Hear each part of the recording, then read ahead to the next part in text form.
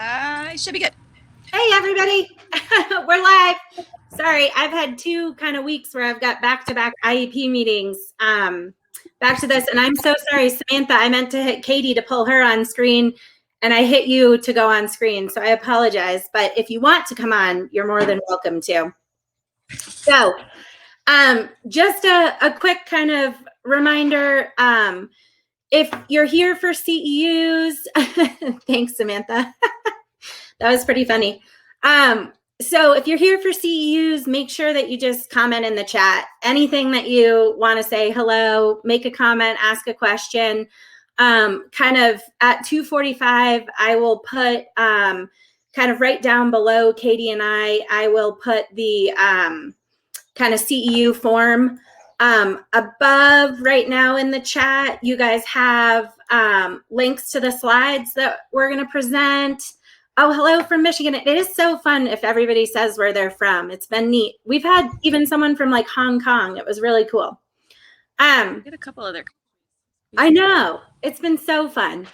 And then we also have kind of up at, Cayman Islands. Awesome. Mexico. Oh, this is cool. And UK. Hooray. So there's also a feedback form. It is super important to Katy and I that you guys provide feedback about what you like, what you don't like.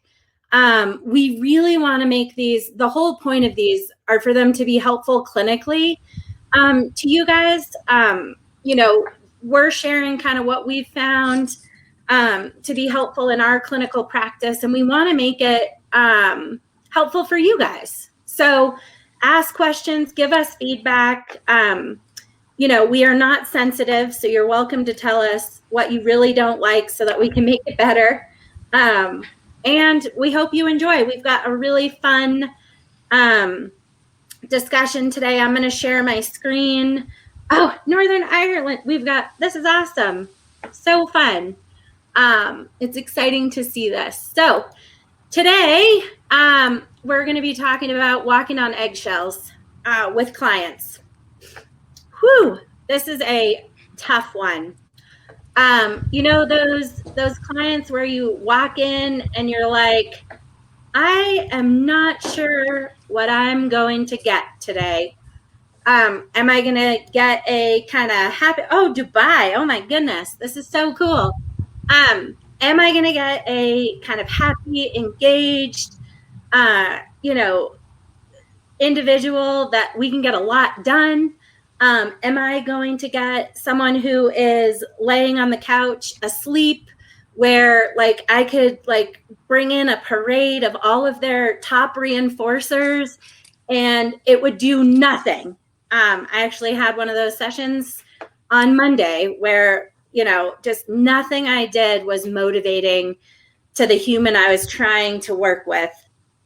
And it was just brutal. So how do we make kind of those unpredictable humans kind of more predictable, particularly for kind of treatment?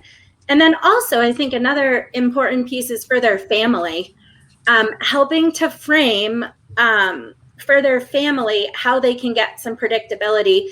Because I think I hear a lot from families, this walking on eggshells line. Like, I feel like I'm walking on eggshells. Do I need to make this bigger, Katy? Maybe a little bit if you can.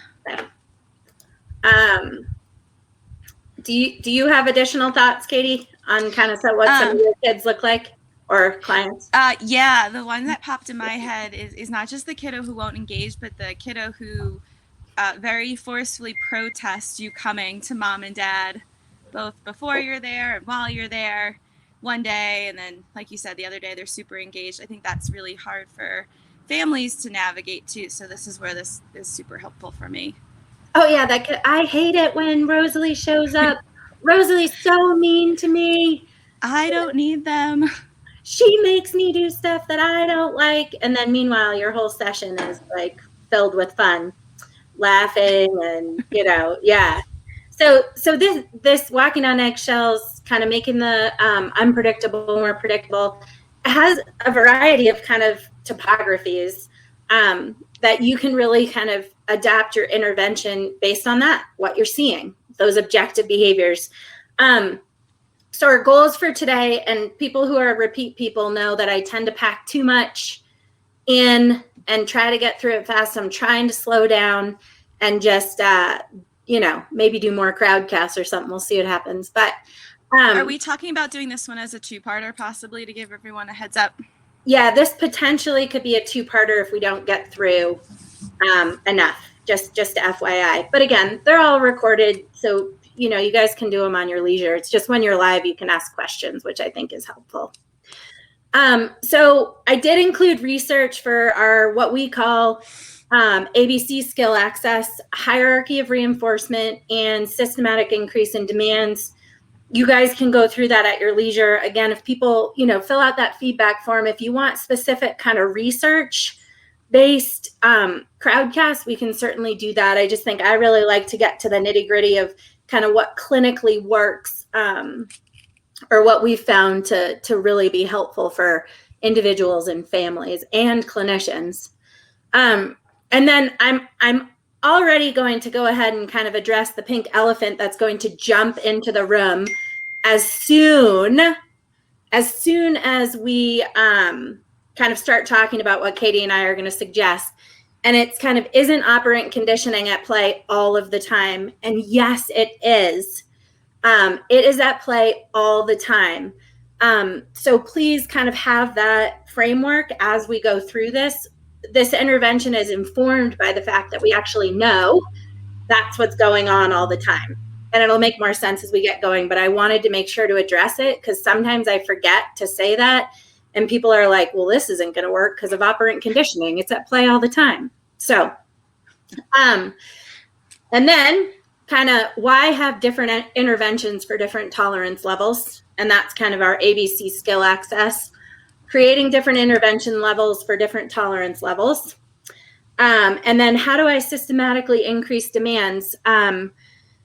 Actually, I just got out of an IEP, and I think schools and just adults in general have a hard time understanding, how do I go from like no demands to all demands?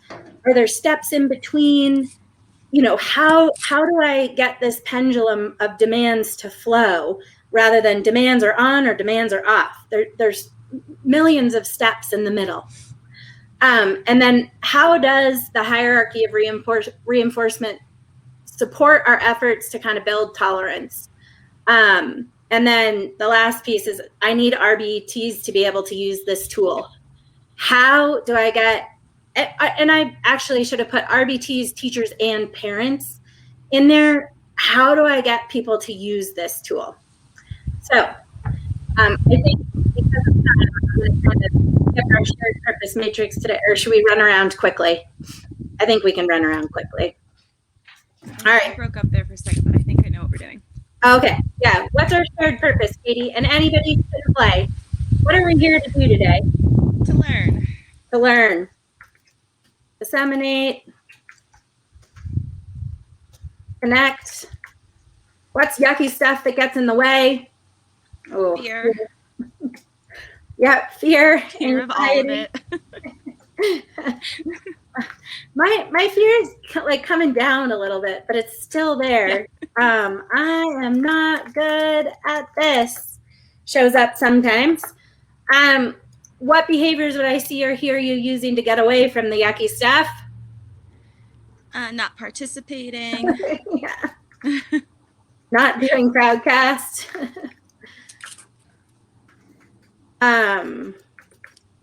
What behaviors would I see or hear you using to move forward towards the things that are important? Asking questions. Yep. I'm going to say kind of polite disagreements, like almost like discussions. Yep. I think too, like with asking questions, it's like those clarification questions, like kind of admitting that you don't know, and can somebody give me more info? Clarified, totally. And then my circle in the middle, are we going to have a chance to notice this in the next hour? Absolutely. Okay. That's all going to show up. All right. So there's a lot of research here because we're kind of covering kind of three chunks. And and you guys are kind of welcome to go through that. Again, all of these approaches are from pulling together aspects of multiple kind of research articles, and not necessarily a procedure from one or two, but really kind of from multiple, and even multiple views.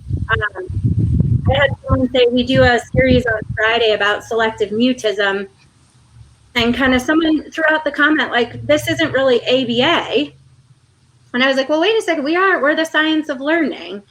So sometimes we even kind of pull from other kind of sciences that are related to us and then put it through a behavior analytic lens. So just to throw that out there.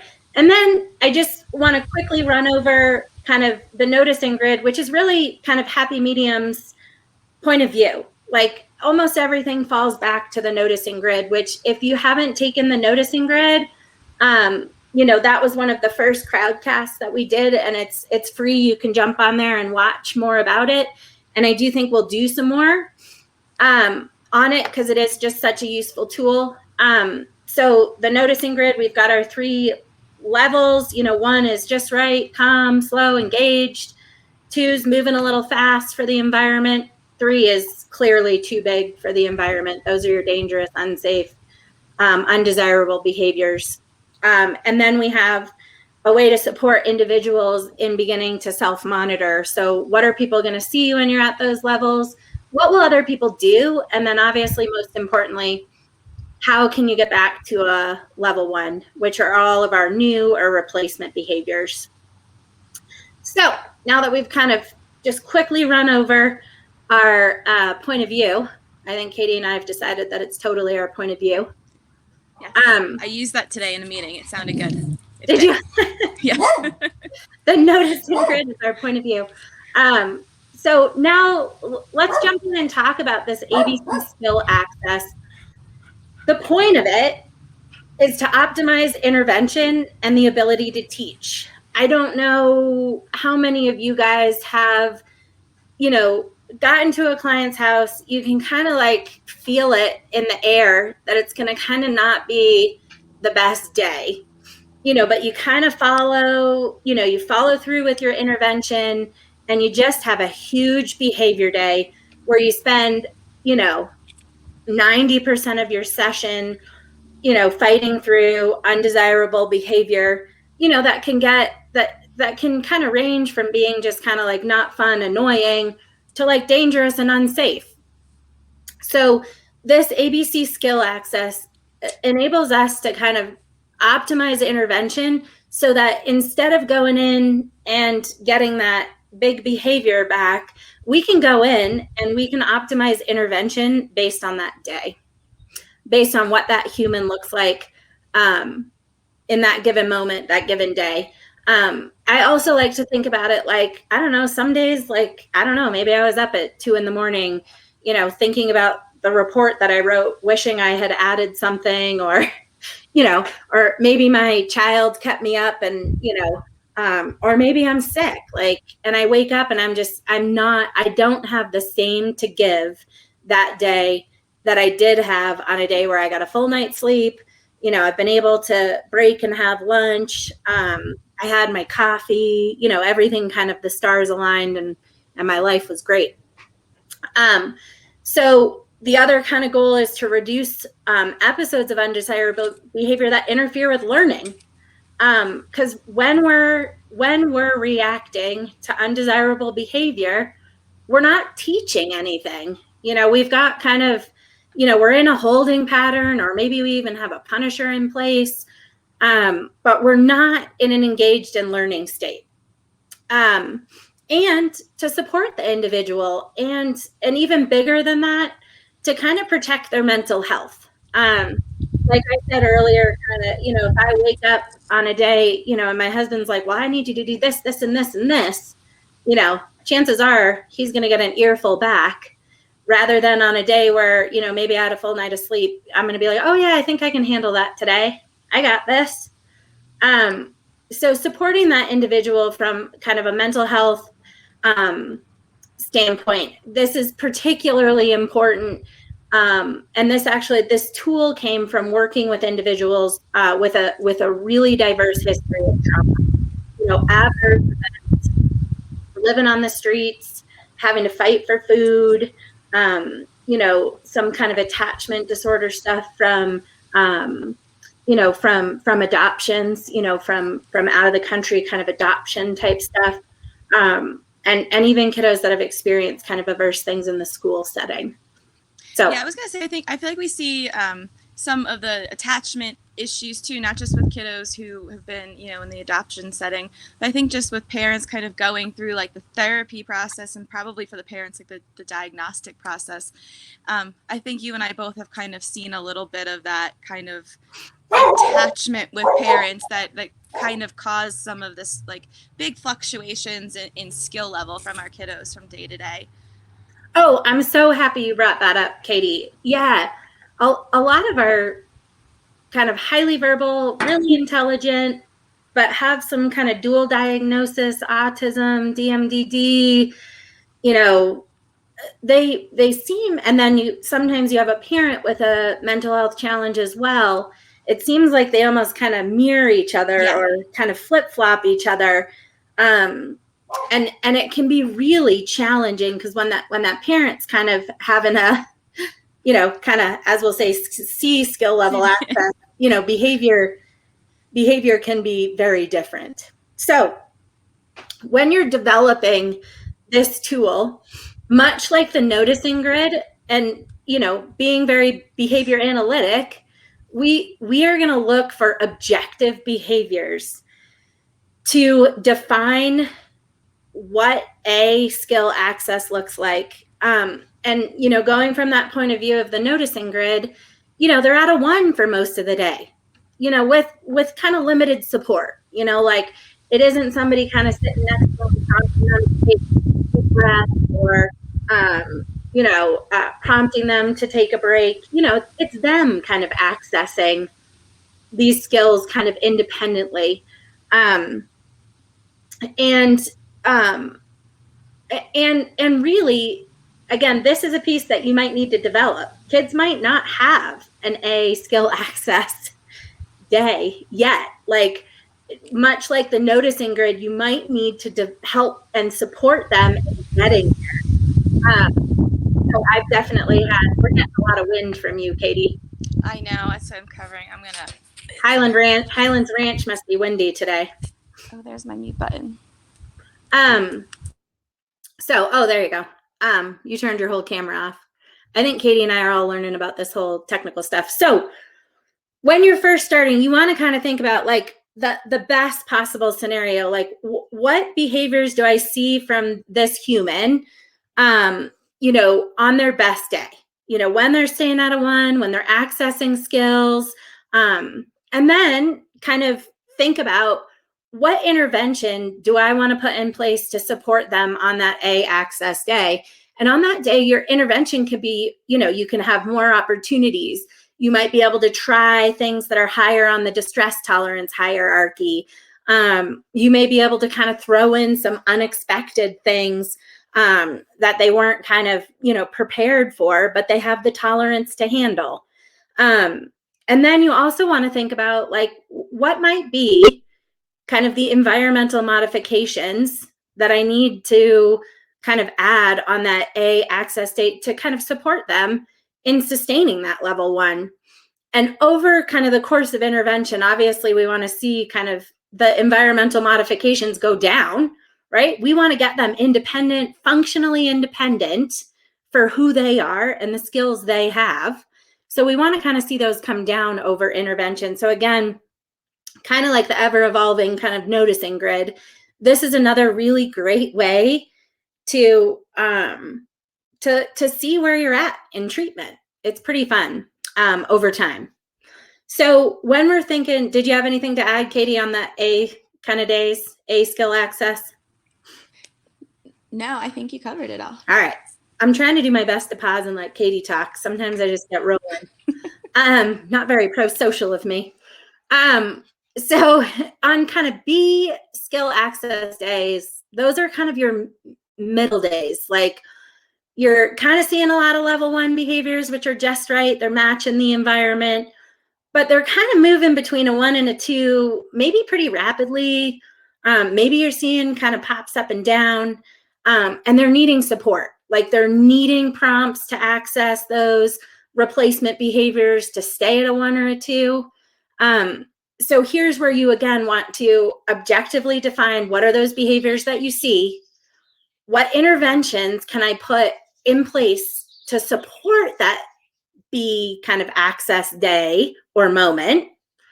And those are obviously going to be a little less intense interventions than you can put in place on an A skill access day. Because they're needing support to stay just right and match the context. And then also, like, what are you going to do to define hey, Ashley, what are you going to do to define like environmental modifications that support, is that a day where they need access to their noise canceling headphones? Where on an A skill access day, they might not need access to those noise canceling headphones, or, maybe they need to complete their work in a room, maybe they need to do therapy outside instead of in the same room with mom.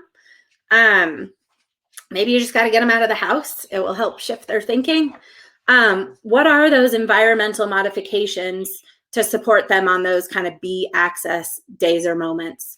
And then C skill access is where they're mostly at a level 2 or 3 on that noticing grid.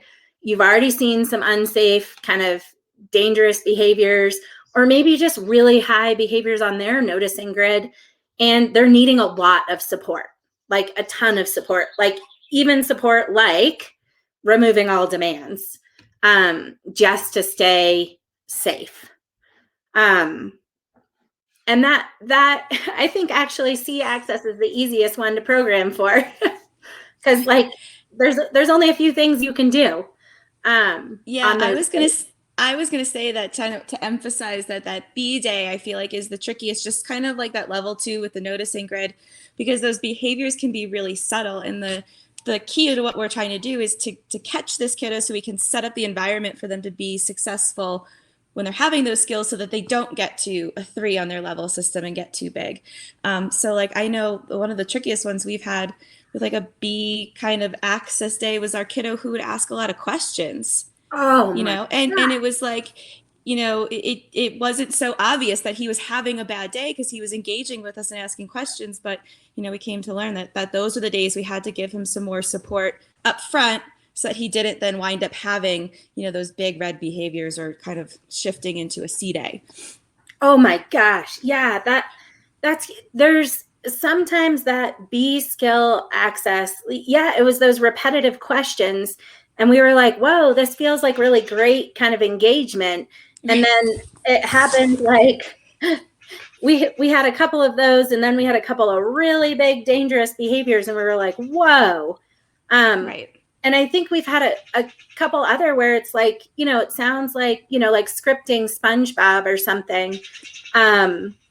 It started off sounding like it was just, like almost like a playful.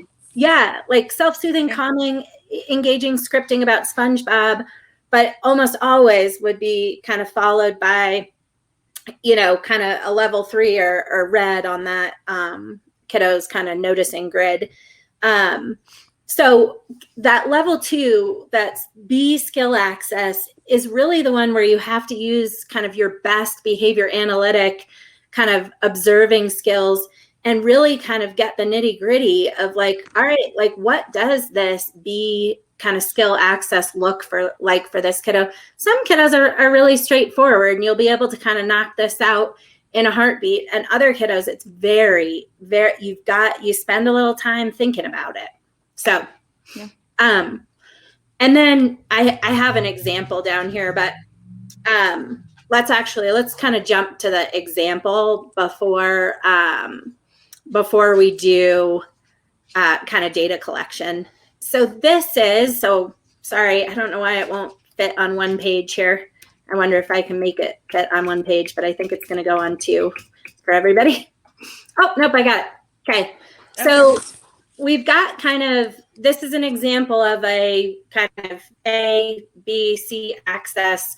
And this human has on their noticing grid, green is level 1, yellow is level 2, and red is level 3. So we give, if you guys haven't watched the noticing grid, we give the human a lot of freedom of creating their own kind of noticing grid so that it supports momentum in them utilizing that tool to begin self-monitoring and tracking kind of the consequences of their behaviors and learning new behaviors.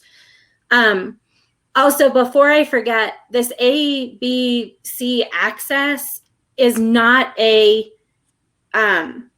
client intervention tool. This is solely an interventionist tool.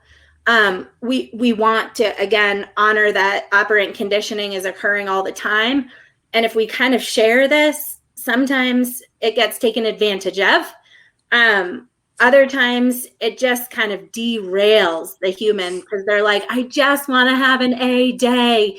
I guess we've just found overall it does not support their mental health and their ability to kind of access an A day by sharing this with them. Because basically you're like, you're having a bad day. Like that never helps anybody when you're like, you're having a bad day.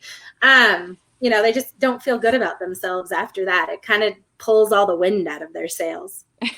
So, made that mistake one time and now we never do that again. So this is how we learn. So for this individual, kind of A access is maintaining green. He's been green most of the day. He's following directions and using language to get his needs met. He's able to accept when somebody says no. He's able to tolerate, which means staying just right with unexpected changes or expected changes. Is able to tolerate completing work requested by teacher or is able to offer a compromise. If he does reach yellow, he's able to cope and bring himself back down to green. And there's 0 to 1, short, less than 5 minute red. This human in particular, just every once in a while, pop to red because of some kind of internal thought process that he might be having or miss on the environment that he hasn't said out loud yet. So these are all behaviors that we can train parents, RBTs, teachers to notice. So if you say no and he stays just right, that's great. We're kind of on an A access moment. You said, let's write 6 sentences and he completed that task. Awesome. Or at home, you said, let's take the garbage out. And he went ahead and kind of did it right away. That would be kind of an example of those objective behaviors. And if you need to, you can make them even more objective than this. This was made for the school setting. So it is a little bit looser than it might be for a home setting. So, and then B access, bouncing back and forth between green and yellow, using less language, has a flat affect, clenched fist often, is not answering questions or kind of statements, so just isn't responding, and has low tolerance for no, has low tolerance for demands and transitions. 2 or more instances of elopement within the classroom, and then moving faster than the environmental conditions. So those are kind of our B access, and then C is all of a B. And then 2 or more instances of physical aggression, property destruction, or elopement out of sight. Then we have kind of what are we going to do if we're kind of in one of these A access moments or kind of B access or C? So when we're in A, that's like teaching time. Like, let's hit the pavement. Let's go. Going to prompt for coping skills. We're going to label emotions. We're going to prompt for replacement behaviors. We're going to wait for him to utilize coping or replacement behaviors. And once he's back in green, we're going to engage in normal demand levels. So that's a pretty easy kind of breakdown. But again, that A access day is where it's like, let's go, let's teach skills. We've got the most availability from the human. Any thoughts, Katie, or am I doing okay at the moment? At the moment, we're good. I have some thoughts, but I think they're going to fit in better somewhere else. Okay, cool. Great. So when we're having that B day, again, we're going to prompt for coping skills. We're going to label those emotions. That kind of goes into a lot. We want to develop those emotional competencies all the time. So labeling those emotions a couple of times using the Incredible 2 rule, and obviously just providing exposure, not needing him to say it out loud, waiting for him to use coping skills, and then we're going to manage the environment to maintain safety for him. So that's where that environmental modification comes in.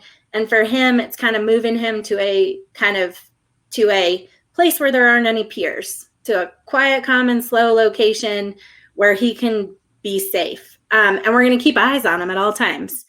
If we move to red, we're going to follow kind of those steps on the noticing grid for when he's in red. If he calms down to green and uses coping skills, we're going to wait for him to re-engage. That's a huge difference from when we're on A axis. Once he's back to green, we're just going to engage. Like we, the adults, can re-engage him. But on kind of a B axis day, did you guys, I hope we didn't lose connection. I'm still here. Okay, good. Yeah, me too. So that's we keep talking to each other then. Maybe we are just talking to each other. That's okay. I like talking to you, Katie. So that's a huge difference of us being able to re-engage him and waiting for him to re-engage us on a B access day or moment. And then just be careful about the number of demands that you place after that, after rearranging the environment, and move the continuum of shared control more to his side. Let him choose way more things. Let him choose the location, the activity, or simply allow him to do something that's kind of preferred, and increase reinforcement for small behaviors that would be expected on that A access day. So you see, like our interventions, what we're going to do on that B day is a lot bigger than what we might do on an A or a C access day. That's what Katie and I were saying, that's harder to kind of, it's a harder area to program for, but super important. And then, for that C access, just remove demands, repair the relationship, work to engage, even if it's in preferred activities, to get back to green. Like, again, for people who've been kind of through the noticing grid, the goal is to maintain that solid level 1 or green with little pops to kind of that yellow or 2, so that we're remaining in that kind of engaged and learning zone rather than fighting through a ton of undesirable behavior. So when we're just having a bad day, support that human, remove demands, repair relationship, and get back to green, get back to that level 1 or the lowest level on their noticing grid, and gently move on with your day.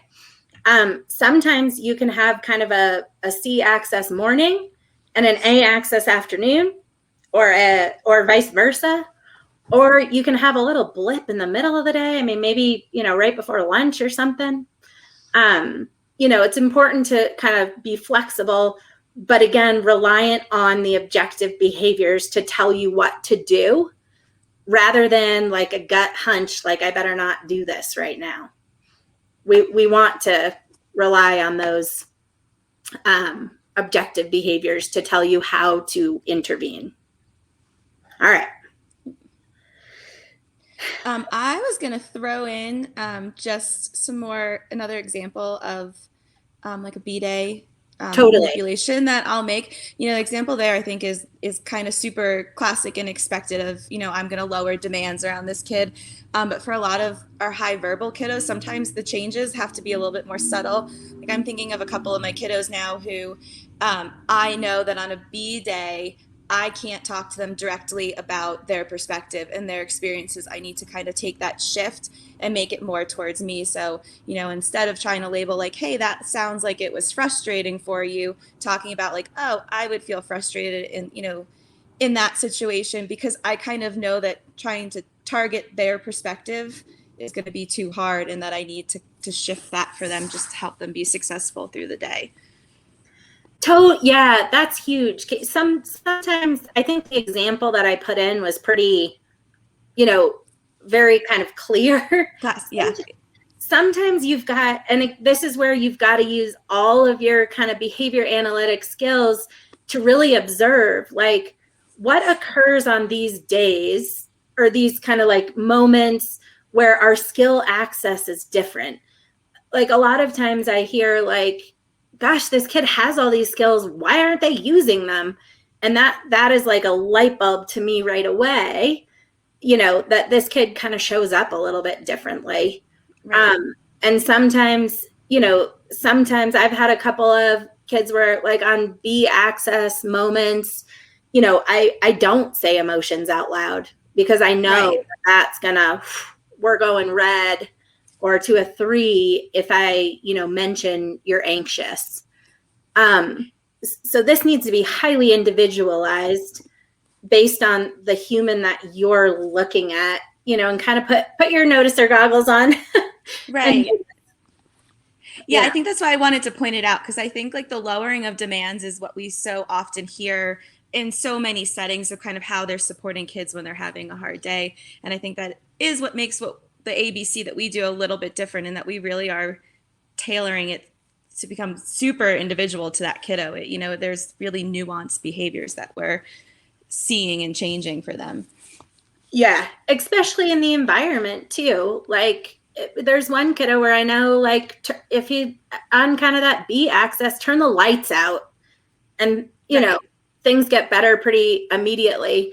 And I mean, I guess you could think about those as environmental demands, but that is a really important point, that it's not just the reduction of what we think are demands, it's the reductions of what demands are to that human in that context, wherever you're working. And it might be different at home, at school, in any other context. So thanks for bringing that up, Katie. That's really huge. I forget that we use demands kind of, it's a general term, but like we think about it slightly differently. Right. So, and then again, because operant conditioning is at play all the time, we need to be collecting data on this specific use of this tool, right? Because if we're starting to see that the human is having, all C access days, like all, then, we're reinforcing escape and not supporting, we're building escape, rather than, supporting them and increasing their tolerance, to having more A access kind of days or moments. So these are there's a number of ways to measure this. These are just kind of ways that we've done it in the past. There's certainly other ways that we've done it, but kind of duration, engagement, and kind of specific context, tolerance to specific things that we know. Like I had a kiddo where it was like, if you want to tank this kid, go ahead and present him with a writing assignment. That would just, we'd be at a C for the rest of the day. Kind of C skill access. It took so much out of him to tolerate writing that, like, we didn't get anything done for the rest of the day. So we had to go about things slightly differently. But you can track kind of their tolerance if you have a client that you can clearly identify, environmental demands that will tank them to that kind of B access level or C access level. You can track kind of building their tolerance to that specific kind of environmental context. But I don't think we get that a lot, though. Normally we've got, there's a lot going on. These are highly verbal learners that are usually pretty intelligent. So it isn't always just kind of one thing to build tolerance to. You can do whole intervals at a 1. Are they sustaining a level 1? You'll begin to see, you should begin to see if your intervention is effective, obviously, more intervals staying at a 1, rather than kind of, spending more time at a 2 or a 3. You could do frequency or rate of kind of level 2 or 3 behaviors. You can do frequency of intervals with demands, like how many times throughout the day did you place demands? You can do kind of duration of like how long you had to have environmental modifications in place, frequency of prompts. I mean, there's so many ways to measure it. I mean, Katie, what's your favorite way to kind of measure this? I know I really like the whole intervals, but I like that for a couple of reasons too. Yeah. And I don't know, I mix it up a lot, I think, depending on the kid and the setting. Um, yeah, I don't have one that's like my go-to other than that whole interval at level 1 is always there for me. Yeah, that one's always there for me too. I think one that more recently I've been started using is kind of demands that are placed and kind of met with kind of a desirable, like removed for a desirable escape behavior, and demands that are removed because the client got so big that we had to remove demands to maintain safety, which would obviously be kind of some of that kind of C skill access type stuff. Oh, I like that one. Yeah, that one has yielded a lot of really beneficial information. So I've been using that one more so lately. But again, you guys are all very skilled, use the tools that you have. Obviously, you just want to make sure that you're not starting to see more kind of B and C days, that you're kind of starting to see more A access type days or moments, because that will tell you that you're really building skills to support that human in accessing more tools that then they're able to tolerate more in their world and engage more in their world and do more. So yeah, Rosalie, do you think there's like an evolution to the ABC day that supports that learning and that growth in that kiddo? So constantly reevaluating what our A, B, and C days look like and what we're doing, because like I find, after a while of having these B day procedures in particular, my kiddo now is better able to cope on those days that he's off, and I can use less environmental manipulations to support him on that B day. So just keeping that document evolving. Do you find that you do that too, or? Oh yeah, I do that pretty frequently. And again, kind of letting the kind of data be your guide. Those modifications that you have to do during those B access days kind of start to shrink, and you're like, oh wow, this is great. Like, we're not having to do so much. I think the other thing that I see are, the B access turning into, instead of days, it turns into moments where it's like blips in the day instead of like an entire day or an entire session being those kind of B access behaviors. So I think it's really fascinating once you kind of put one of these in place and you track it, how it evolves. And I think that's how we get kind of to that functional independence, and really get them starting to kind of track what works, rather than being kind of stuck in that kind of pliant zone where they're waiting to kind of get social reinforcement from another human. Like, they're actually seeing like, whoa, this works better for me. Like, I've noticed when I'm having a hard day and I ask for XYZ, I ask for them to turn the lights off, I'm able to kind of get back to kind of those skills of accessing A better. Like, they start to track those things, even though we weren't necessarily kind of prompting them or saying out loud, oh, you're having a B access moment, why don't I turn the lights out? But by us kind of providing that environmental modification, they're kind of, they start to kind of feel, I think, relief. So yeah. Is that where you were going? Yeah, no, totally. And I'm just thinking too, like, as we're able to support them in that environment without directly telling them, they're just naturally kind of then contacting reinforcement because they're getting things done because we've kind of supported them like behind the scenes. Yep.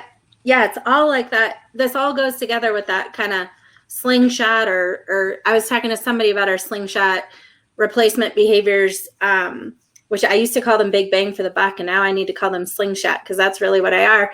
And he even added like catapult, skills where you're like loading up the catapult and you just cut the string. Here we go. I feel like this is a kind of catapult area too, where it's not necessarily, you're not teaching in a, demand, comply, reinforce fashion. You're providing access to contact reinforcement kind of in a more natural way that kind of supports their ability to kind of track that and then start using it. So it can feel like you're not doing much for a while. And then sometimes I add this everyday category. I have questions on this. I don't know if I've seen this used, so. Yeah, sometimes. So when I have a context where some of the people are having a hard time viewing the human as a human, and they're kind of expecting them to, demand, comply. There's certain expectations every day that don't or can't change in their mind. Yes, yeah, where there isn't kind of a flexible framework. Sometimes I'll add this everyday column that kind of reminds everybody that we're all human and we all show up differently. We all are different to begin with, and that we can't expect every person to be exactly, fit into a box. So sometimes I'll do that, and usually in there are things like, remember, people have things that are hard for them. Because remember, this is an interventionist kind of tool. This is not going to the kid, but I'll be like, remember, everybody has things that are hard or easy for them. Or, like I'll think about things specific to that environment. Remember what happens when you don't get your coffee, or, just to give people a kind of framework that, we're all human here. Let's pull together and remember that.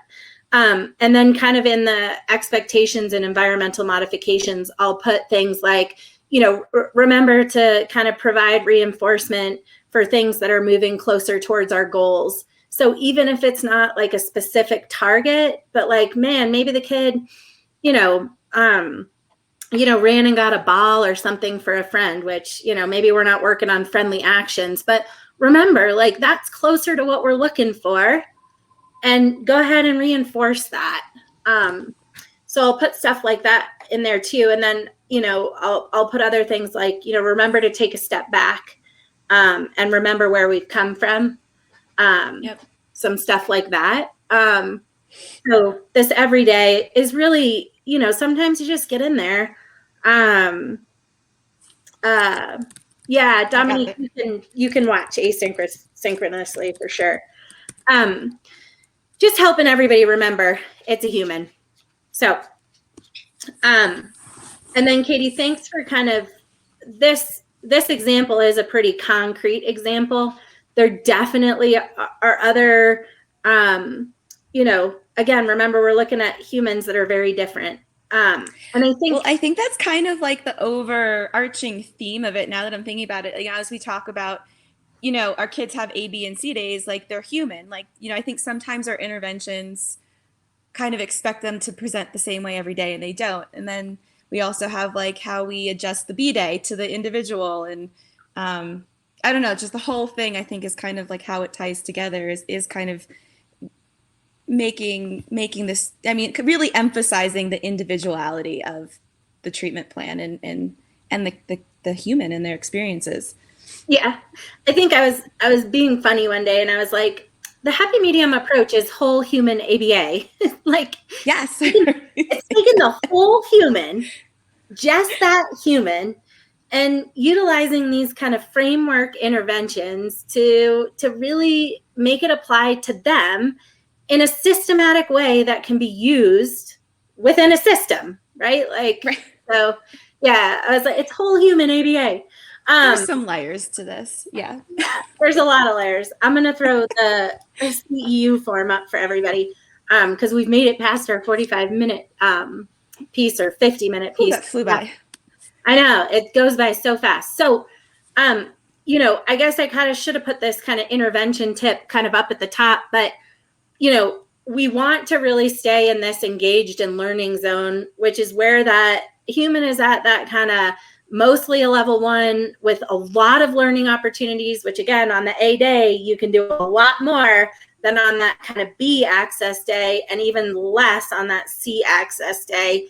But you want to try to stay in this kind of happy spot where you're teaching, and the A, kind of B and C skill access help you arrange your demands, the environment, so that you can stay in that engaged and learning zone kind of without flying over to this kind of unsafe or even just like super disruptive. Like I've had some sessions that are just super disruptive. Like it's not unsafe, but like I really didn't have any opportunities to teach the things that the kid needed because I was battling behavior the whole time. So I think Katy and I work with a lot of really big unsafe behavior humans. So that's why I think that black zone says unsafe. But you could also, if you don't work with kids with that big behavior, you know, that might be that really kind of disruptive, you know, where they're, you know, I don't know, running around like, you know, running around and not engaged and, you know, just tough to engage. Yeah. I have one kiddo that level over that black one is, you know, he just kind of constantly argues with you about everything. Like he's my one-off kid, that he has a one-off for everything you could possibly talk about. And he will just keep you going in one-offs. And it's like, okay, we're not getting anything done. Yeah. And that's all you're talking about is the what ifs. Yeah. Like it's not unsafe, but it's kind of like, it's that, I know this isn't the most friendly way to put it, but it's kind of like junk behavior where it delays learning. Like, yeah, I guess I would just call it that, like behaviors that delay learning rather than junk behavior. That's not a very friendly way to put it. So I use that one all the time. Maybe I should stop. I don't know. I'm starting to think a lot more about how I talk about things. So, yeah. Just because I think it's important. But I think junk behavior kind of defines that. It's not dangerous. It's not unsafe, but it's just behavior that interferes with learning. Like your wheels are spinning. You know, that's how I feel on those days. I'm like, I'm just spinning. I'm not getting anywhere. Constantly spinning. And you're not. And it's the same thing with the kiddo that was sleeping on the couch, you know, like not sleeping, but not engaged either. I just couldn't motivate her to do anything. And we're not engaged and we're not learning. So I'm going to kind of touch on the hierarchy of reinforcement. I think we're going to have to do part 2 to get through most of this, but we'll do what we got in 8 minutes. So the hierarchy of reinforcement kind of supports kind of the noticing grid. It supports these A, B, and C access days by developing tiers of reinforcement that are very specific to the learner. Again, that kind of whole human, we're looking at this human and we're going to kind of fill this frame in for this human.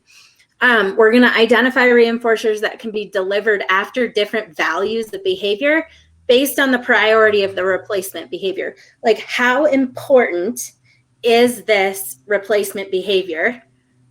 That's kind of critical. We want to deliver more kind of reinforcement based on the kind of priority of the replacement behavior. How important is it to that human, their context, getting them to be independent?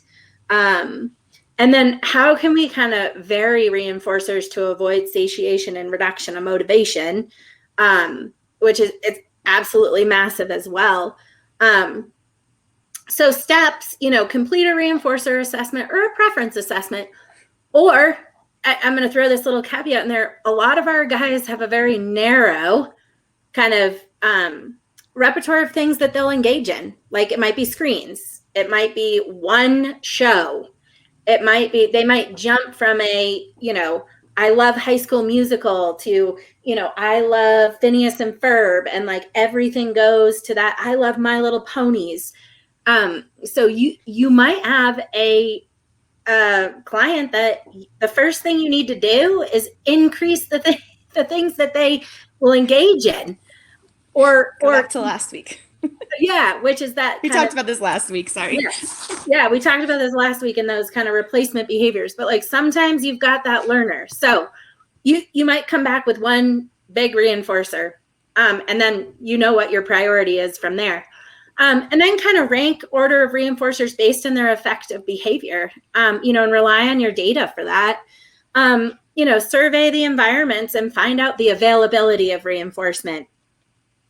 I don't know how many times I've been like, this is the best, most simple reinforcer ever. And then it's not available in the school setting for whatever reason, just because, oh no, we can't do that because then other kids are going to get jealous, or, you've got to check if it's available. And then this, maybe I'm going to detour us completely in the last 5 minutes that we're here. But I think the other piece of this hierarchy of reinforcement that I would love to pick your brain on more, and I think is important, is getting parents on board. Because I think especially with the kids we work with who have a really small variety of things that interest them and that maybe act like reinforcers. And then like we come in and we're like, I'm going to take them to lunch.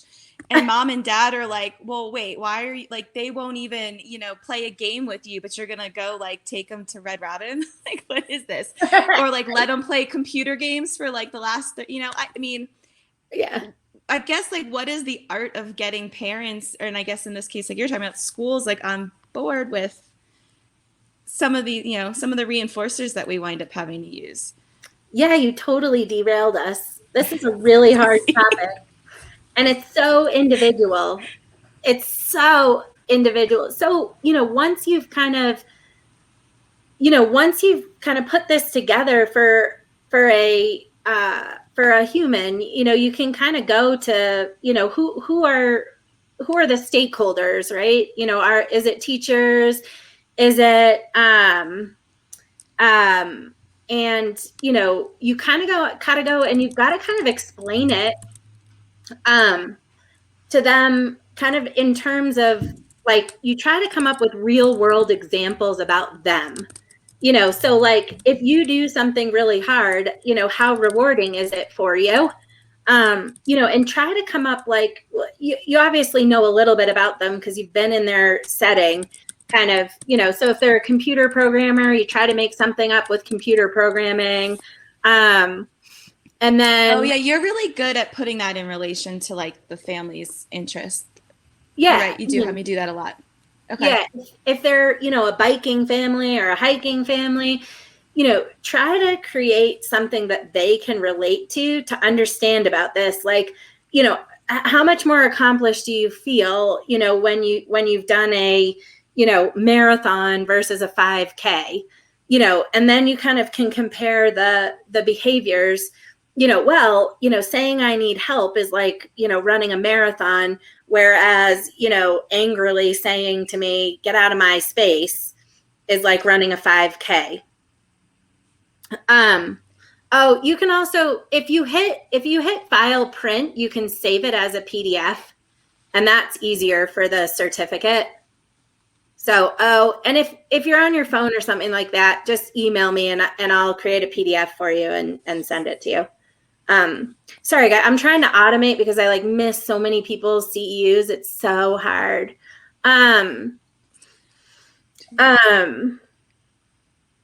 Oh, that's a great question. How do you deal with activities that are too reinforcing, meaning the child can't handle a delay to the item activity or perseverate on it? Oh, that's a good one. So tolerance to delay. That's another. Yeah. So yeah, and totally, Ashley, we were planning on getting to that. Because that's so huge, right? Especially with those clients that have a hyper focus on something. We kind of have to work from multiple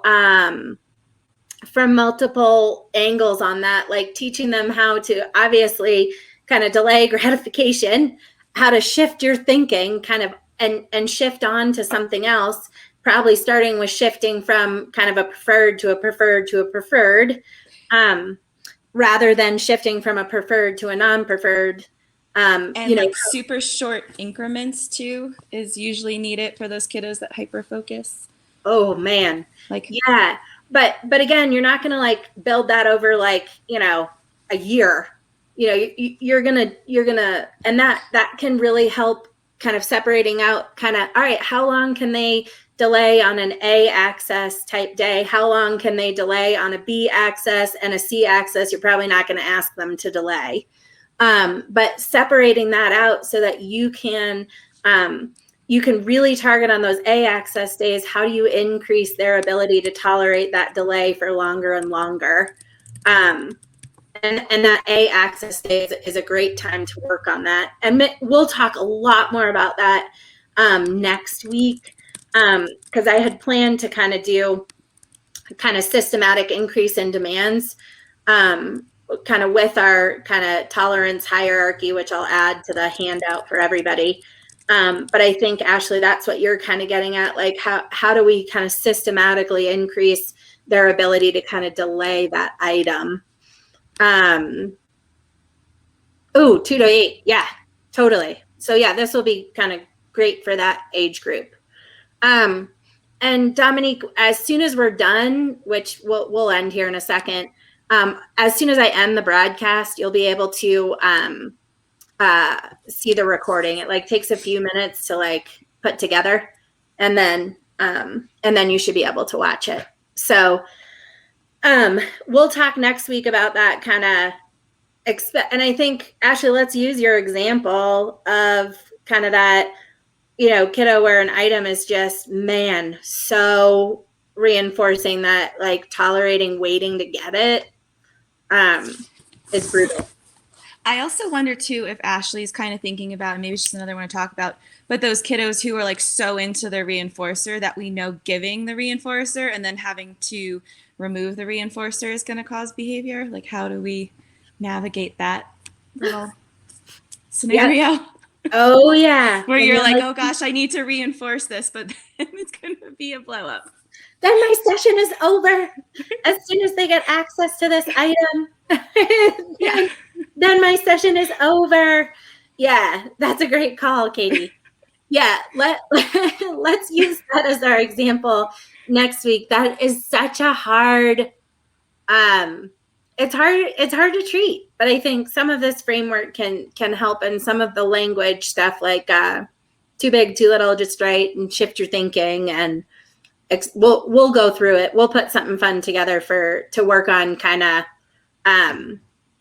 this priority or hierarchy of reinforcement, systematic increase in demands, and we'll kind of throw in there some more kind of the distress tolerance hierarchy, and kind of start pulling this all together.